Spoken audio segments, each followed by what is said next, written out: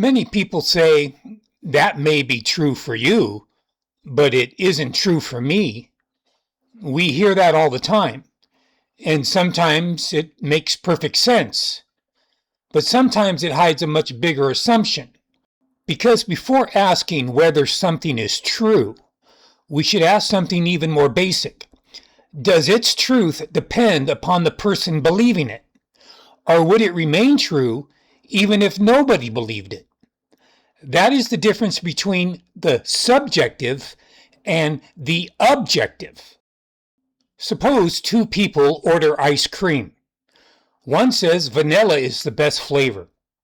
The other says chocolate. Well, neither has to be wrong. They're just expressing preferences. That's subjective. But suppose the cashier says the bill is $10. You may wish it were $5. You may sincerely believe $10 is too much money. But your feelings don't change the register. Some things depend upon the person, while others remain true regardless of the person. Now imagine a detective investigating a crime. One witness says the suspect entered the building. Another says he didn't enter the building. Both may be completely sincere, but both cannot be correct. The suspect either entered the building or he didn't. Their beliefs didn't create the event. They're trying to discover what actually happened. And that's important, because sincerity tells us how strongly someone believes something. It doesn't tell us whether the belief is true. The same distinction applies to even bigger questions. Someone saying, "I don't believe in God," describes the speaker. But saying, "God does not exist," makes a claim about reality. Those are not the same statement.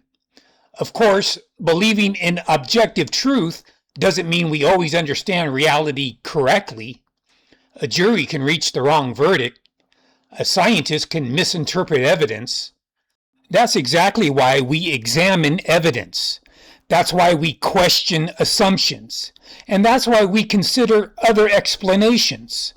Objective truth may exist, while our understanding of it remains totally imperfect. And here's the invisible premise. Someone says, there is no objective truth. But what kind of a statement is that?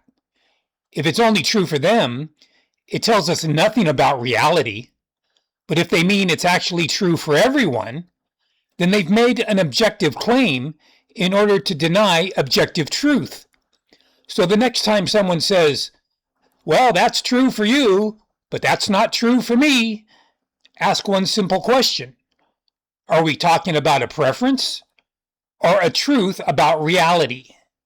Because perhaps the real question is not what we believe, but whether reality has the right to correct us. Thank you for watching. Please like and subscribe.